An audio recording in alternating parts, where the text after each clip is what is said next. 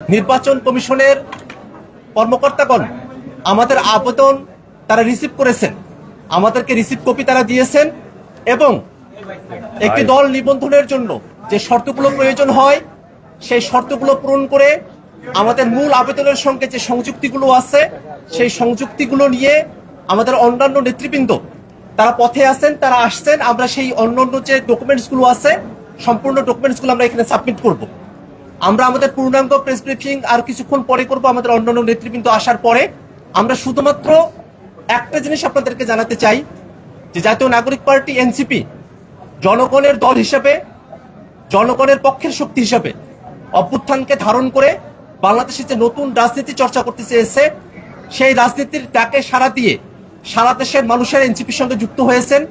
তাদের সকলের সদস্য ফর্মগুলো, আমাদের কমিটিগুলো, সম্পূর্ণ ডকুমেন্টস আমরা আজকে জাতীয় নাগরিক পার্টির পক্ষ থেকে নির্বাচন কমিশনে এগুলো আমরা দাখিল করছি।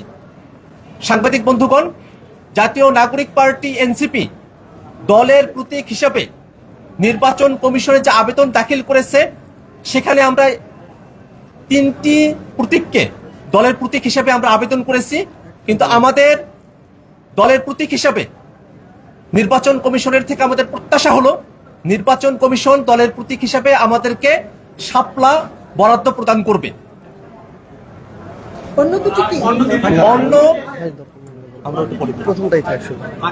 দলের প্রতীক হিসাবে আমরা শাপলা চেয়েছি। আমরা আশা করব নির্বাচন কমিশন জাতীয় নাগরিক পার্টি এনসিপি কে তাদের দলের প্রতীক হিসাবে, আমাদের দলের প্রতীক হিসাবে শাপলা আমাদেরকে বরাদ্দ প্রদান করবে।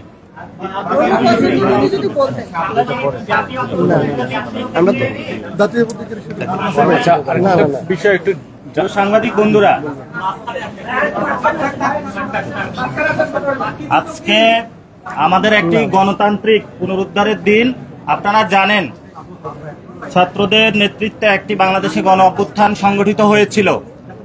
আমাদের সামনে একটি চ্যালেঞ্জ দেওয়া হয়েছিল ব্যালট রেগুলেশনের। আমরা এই প্রস্তুতির জন্য আজকে দেশবাসীর সামনে দেখাচ্ছি আমরা নির্বাচন যে সাংবিধানিক প্রতিষ্ঠান রয়েছে তাতে আমরা দরখাস্ত করেছি। পার্লামেন্ট এখন খালি রয়েছে। এই পার্লামেন্টে আগামীতে সংস্কার বা ঐক্যমত কমিশনের 400 আসনের মধ্যে 300 আসন এনসিপির ঘরে থাকবে ইনশাল্লাহ। এবং এবারই এনসিপি পার্লামেন্টে জাতীয় সরকার গঠন করবে, যার মধ্য দিয়ে গণ অভ্যুত্থানের সংস্কার, গণপরিষদের যেসব কার্যাবলী রয়েছে সেই সকল কার্যাবলী জনগণের ম্যান্ডেট নিয়ে ব্যালট রেগুলেশনের মাধ্যমে ইনশাল্লাহ বাংলাদেশে সম্পন্ন করবে। আমরা আমাদের দলীয় প্রতীকের ক্ষেত্রে শাপলাকে প্রাথমিক দিয়েছি এবং সেখানে কতগুলো কোশ্চেন এসেছে যে আমাদের প্রতীক কি, আমরা নিবন্ধন আজকে কেন দিলাম। আপনারা জানেন আমরা স্বল্প সময়ে দল গঠন করতে পেরেছি এবং সারা বাংলাদেশে কথা বলেছি, কিন্তু আপনাদের মাধ্যমে দেশবাসীকে জানাতে চাচ্ছি আমরা অনেক জায়গায় আমরা অফিস নিতে গিয়েছি, সেখানে আমাদের অফিস নিতে বাধা দেওয়া হয়েছে। অনেক জায়গায় আমরা কমিটি গঠন করতে গিয়েছি, সেখানে ছল ছাত্রীর আশ্রয় নেওয়া হয়েছে। বিভিন্ন দল তাদের দলীয় এজেন্ট বিভিন্নভাবে আমাদের মধ্যে ঢুকিয়ে তারপরে তাদেরকে আবার পদত্যাগ করিয়েছে। এই হলো বাংলাদেশের রাজনৈতিক কালচার। আমরা সকল প্রতিকূলতা, সকল চ্যালেঞ্জকে মানিয়ে আজকে আপনাদের সামনে এখানে উপনীত হয়েছি। বাংলাদেশে যেভাবে 5 তারিখে গণ অভ্যুত্থানে বাংলাদেশের মানুষের জয় হয়েছিল, আগামীর পার্লামেন্ট ভোট ব্যাংকে এনসিপির শাপলা প্রতীকে পুরো বাংলাদেশের মানুষ জয় জয়কার করে দিবে। এনসিপির নেতৃত্বে নতুন সরকার গঠন হবে।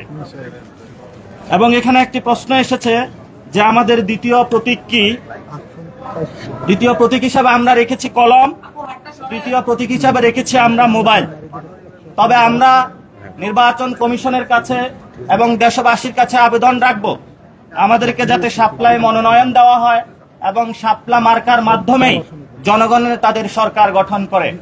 আপনারা জানেন আমরা পুরো বাংলাদেশ থেকে 5 লক্ষ মানুষের ডাটা নিয়েছিলাম। সেখানে আমরা দেখিয়ে দেওয়ার চেষ্টা করেছি যে অধিকাংশ বাংলাদেশের মানুষ এনসিপির প্রতীক হিসাবে শাপলা চায়।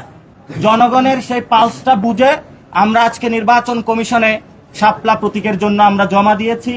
সাংবাদিক বন্ধুরা, এবং দেশবাসী যারা প্রত্যক্ষ করছেন, আপনাদের দোয়া এবং আশীর্বাদে আমাদেরকে রাখবেন, সরকার গঠনে সহযোগিতা রাখবেন। ইনশাল্লাহ আমরা এই সরকার গঠন করেই বাংলাদেশে যে জরাজীর্ণ ফেসিবাদী যে বন্দোবস্ত রয়েছে এটাকে বিলোপ করে নতুন একটি সেটেলমেন্টের মধ্যে শক্তিশালী একটি বাংলাদেশ গঠন করব। ধন্যবাদ সকলকে। আমাদের ইতিমধ্যেই ট্রাকে করে, আপনারা জানেন নির্বাচন কমিশনের আমরা 105টি উপজেলার মেম্বারশিপ ফর্ম থেকে শুরু করে সবগুলো ক্রাইটেরিয়া পূরণ করেছি। 25টি ডিস্ট্রিক্ট কমিটির হলো আমরা জমা দিয়েছি। আমরা এখানে প্রাথমিক যে নিবন্ধনের 5টার আগে সাবমিশন করার কথা সেটা করেছি। ট্রাকে করে আমরা সবগুলো আমাদের পেপার দস্তাবেজ যেগুলো রয়েছে নিয়ে আসতেছি। আসলে আবার আপনাদের সামনে গিয়ে সবগুলা দেখিয়ে আবারই ফাইনাল একটা ব্রিফিং করব। সেজন্য আপনারা একটু থাকবেন, সে প্রত্যাশা আপনাদের কাছে এবং বিনীত অনুরোধ আপনাদের কাছে। ধন্যবাদ। আসসালামু আলাইকুম।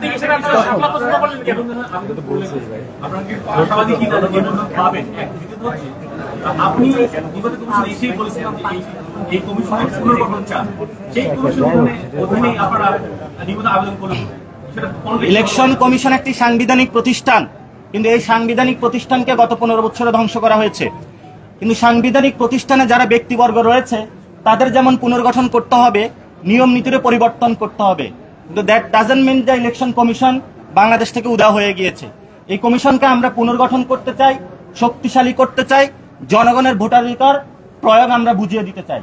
সে প্রক্রিয়ায় কিন্তু আমরা আজকে এসেছি। এর মধ্যে আমরা বলে যেতে চাই, আমরা আজকেও বলছি ইলেকশন কমিশন পুনর্গঠন প্রয়োজন এবং এই সাংবিধানিক প্রতিষ্ঠানটা নতুন ভাবে বাংলাদেশের আশা আকাঙ্ক্ষার প্রতীক হিসাবে তুলে ধরা প্রয়োজন। আর সেকেন্ড কোশ্চেনটা, নিবন্ধন পাবেন কিনা? নিবন্ধনের যেসব ক্রাইটেরিয়া ইলেকশন কমিশন থেকে দিয়েছে, দিনরাত পরিশ্রম করে আমরা সবকিছু জমা দিয়েছি এবং জনগণের সামনে আমরা উত্থাপন করেছি। পাড়ায় মহল্লায় আমরা ঘুরেছি, পথসভা করেছি, জনগণের কাছে গিয়েছি। প্রতিষ্ঠা বার্ষিকীর মধ্য দিয়ে আমরা জানান দিয়েছি বাংলাদেশে এনসিপি বড় একটি রাজনৈতিক দল হিসাবে বিরাজ করে। এখন জাস্ট দরখাস্ত দেওয়ার পালা। আমরা সেই প্রক্রিয়াটাও সম্পূর্ণ করেছি। আশা করি এর মধ্য দিয়েই অতি দ্রুত সত্বর আমরা নিবন্ধন পাবো এবং নিবন্ধনের মাধ্যমেই আমরা আগামীতে কার্যকর সংসদে সরকারি দল হিসাবে এবং সরকার গঠন করতে সক্ষম হবে ইনশাআল্লাহ। দোয়া রইল। আমরা একটা ফাইনাল ব্রিফিং করব, আমরা বলেছি তখন আমরা ডিটেইলস সবগুলো কোশ্চেন নিব। আপনারা ইসি পুনর্গঠন চাচ্ছেন, যদি পুনর্গঠন না হয় শেষ পর্যন্ত আপনারা এই ইসির অধীনে নির্বাচন যাবেন কিনা? পুনর্গঠন বাংলাদেশে অনেক প্রতিষ্ঠানের সংস্কারের কার্যক্রম শুরু হয়েছে। পুরো বাংলাদেশের মানুষ চায় পুনর্গঠন। তো পুনর্গঠন না হওয়ার কোনো উপায় নেই, যেহেতু এটা জনগণের দাবি এবং জনগণের দাবির ভিত্তিতে বাংলাদেশে অনেকগুলো সংগঠন পরিবর্তন হয়েছে। বাংলাদেশে নতুন একটি ব্যবস্থা এসেছে। আমরা মনে করি জনগণের দাবির প্রেক্ষিতে ইসিও পুনর্গঠন হবে। ধন্যবাদ। ইসি পুনর্গঠন হবে, আমরা বিকল্প বি অপশনে যাচ্ছি না। ধন্যবাদ। Immigration to Canada. We provide the best quality service and solution for Canada immigration. Please visit our website and contact for details.